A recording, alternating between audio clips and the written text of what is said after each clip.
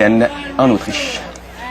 Parlons maintenant du tournoi de hockey qui se joue à l'extérieur. Le Pan Hockey, c'est sur l'étang gelé du lac Beauport. C'est tellement populaire, c'est incroyable. C'est en train de prendre l'expansion, hein? Ça gagne en popularité. Oui. Pourquoi? Bon, parce que c'est authentique, hein? Les gens s'en vont sur le lac, peuvent jouer en plein air, mais le problème, c'est qu'il y a de plus en plus de gens qui veulent y participer tellement qu'il manquait de place, mais les organisateurs ont trouvé une solution. Au début, en 2004, il y avait 2 patinoires et 12 équipes. L'année dernière, les 25 patinoires ne suffisaient plus. Dans les dernières années, on commençait, je pense que le premier match était à 8 heures le matin, puis c'était non-stop. On avait à peu près 120 matchs jusqu'à 3h30. La finale était à 3h30. On donnait la coupe, puis 2 minutes après, il faisait noir.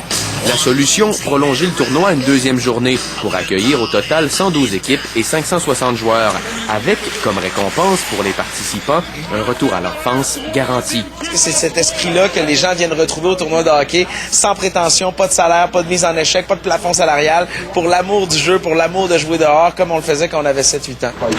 L'engouement d'ici s'observe aussi ailleurs. La petite municipalité de Plaster Rock au Nouveau-Brunswick accueille le plus gros tournoi du genre au monde. Là-bas, les équipes proviennent de 15 pays différents. 35 États américains y sont représentés. Le premier ministre Harper y avait assisté en 2007. La Coupe Stanley y était l'an dernier. Et plusieurs grands médias américains en ont parlé. Ça peut devenir un événement international ou ça peut grossir un jour. On peut prendre la place sur le lac, toute la place pour un week-end, 3 jours, 4 jours. Le 6e tournoi de hockey sur étang gelé se tiendra la fin de semaine du 5 février au lac Beauport. On reste dans le hockey, mais on va parler des Remparts cette fois-ci, qui se préparent à affronter les Foreurs de Val-d'Or. Ouais, ça va bien, ça va toujours bien pour les Remparts qui ont remporté